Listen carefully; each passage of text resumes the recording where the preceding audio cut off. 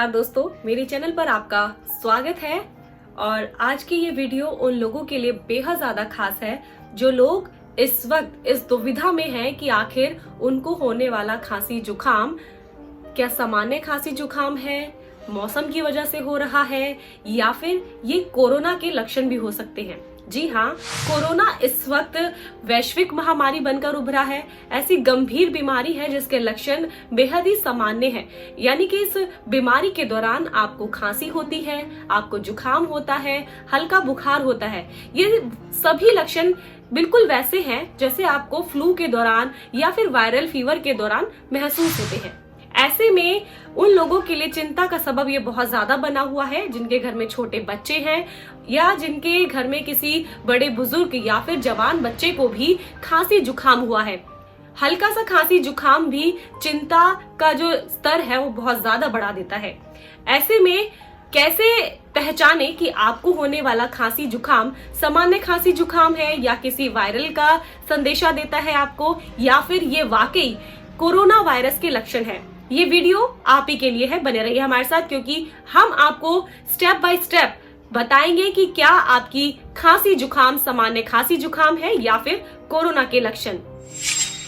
Number 1, अगर आपको सूखी खांसी हो रही है और छींकें आ रही हैं, तो ये बहुत वाजिब है कि ये वायु प्रदूषण की वजह से यानी कि एयर पॉल्यूशन की वजह से हो सकता है। आपको किसी धूल मिट्टी के कण से एलर्जी हो सकती है।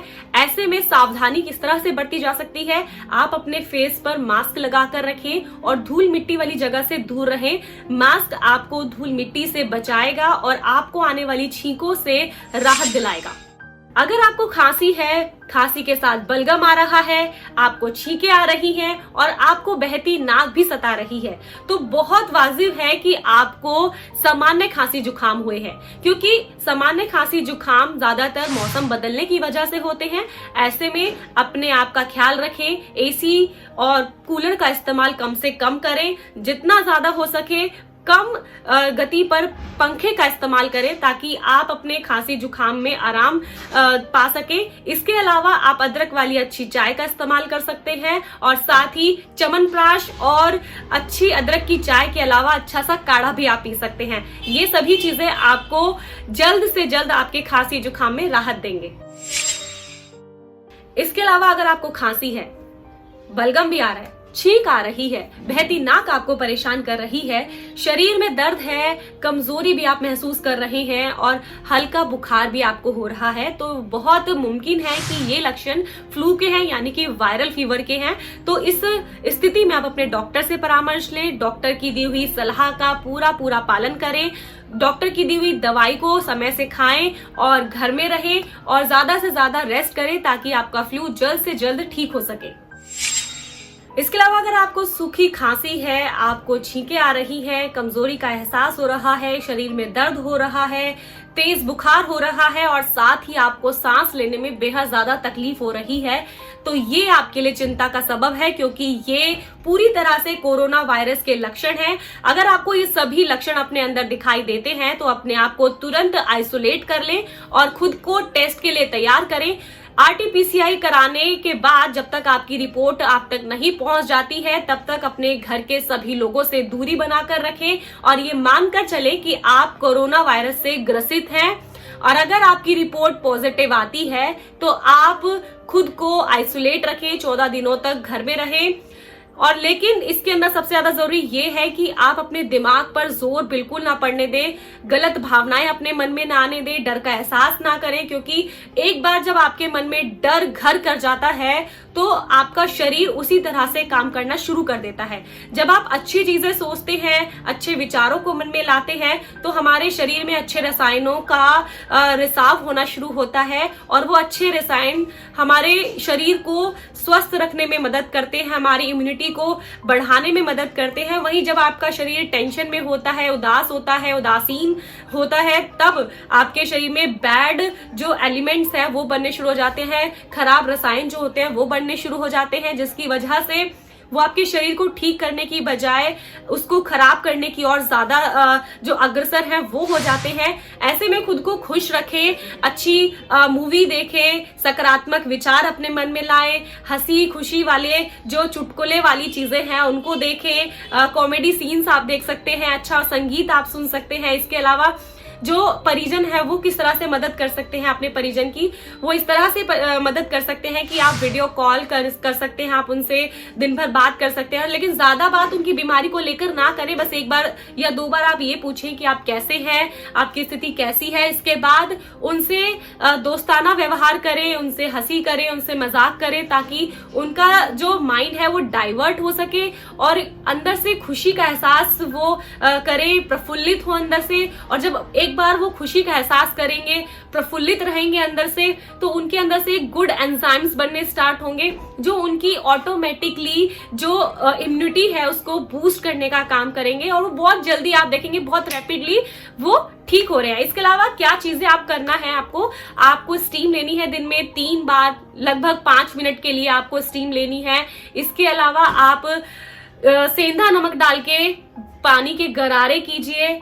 इसके अलावा आप अपने परिवार से दूर ही रहेंगे, आइसोलेट रहें। अगर परिवार का कोई व्यक्ति आपके पास कोई सामान देने आ रहा है, खाना देने आ रहा है, तो बहुत जरूरी है कि आप भी मास्क पहने उस दौरान और आपके जो परिजन आपको खाना देने आ रहे हैं वो भी मास्क पहन कर आए।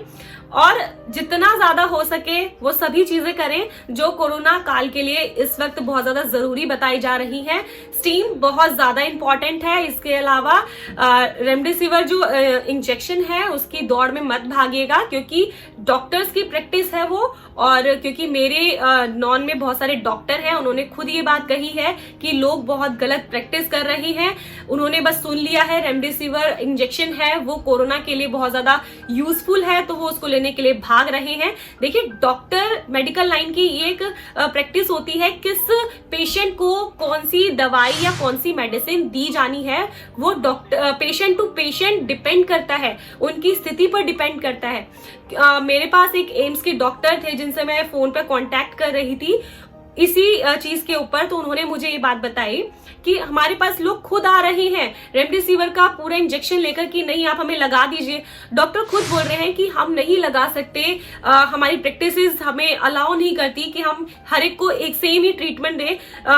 पर्सन टू पर्सन अलग ट्रीटमेंट दिया जाता है, हर पर्सन की बॉडी अलग है, उसका सहने का सहनशीलता अलग है, तो हम कैसे दे सकते हैं। जब पेशेंट नहीं मान रहे हैं तो वो साइन करा रहे हैं बकायदा कि दिस इज योर पूरा आपकी, मतलब ये पूरी जिम्मेदारी आपकी बनती है, responsibility, this is fully responsibility, this is your responsibility कि जो भी होगा इसके बाद इस इंजेक्शन का रिएक्शन या जो भी होगा वो आपकी खुद की वजह से होने वाला है। तो प्लीज ऐसी प्रैक्टिसेस मत कीजिए। डॉक्टर ने खुद कहा है कि बहुत बैड प्रैक्टिस है, तो ऐसी प्रैक्टिस से बचें।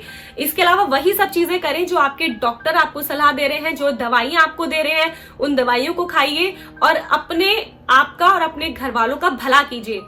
ये सारी चीजें मैंने आपको जो बताई हैं ये एम्स के पैथोलॉजिकल विभाग द्वारा जारी की गई सूचना है। किस तरह से आप पहचान कर सकते हैं कि आपकी खांसी जुकाम ये सामान्य खांसी जुकाम है, कोई एलर्जी है या फिर ये वाकई कोरोना वायरस के लक्षण है, ये पूरा प्रूवन है और एम्स के डॉक्टर द्वारा ये चीजें जारी की गई है, जानकारी साझा की गई है। और यही वजह है कि मैं आपके साथ इस वीडियो को बनाने के लिए आई हूँ, ये जानकारी साझा करने के लिए आई हूँ।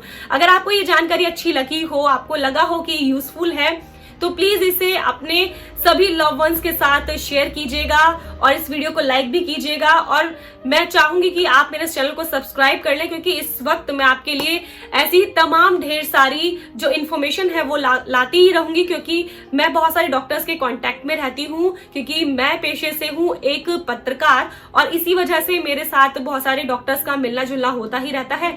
तो मैं बहुत मुमकिन है कि आपके लिए ऐसी ही जानकारी और लाती रहूं। बने रहिएगा मेरे साथ और आशा करती हूं कि आप सभी स्वस्थ रहेंगे, हेल्दी रहेंगे और अपना ध्यान रखेंगे और अपने एनवायरनमेंट का भी ध्यान रखेंगे, अपनों का भी ध्यान रखेंगे, अपने आसपास वाले जो लोग हैं जो परेशान हैं, जो हेल्पलेस इस समय पीपल हैं उनकी हेल्प करेंगे और अपने देश को आगे बढ़ने में मदद करेंगे।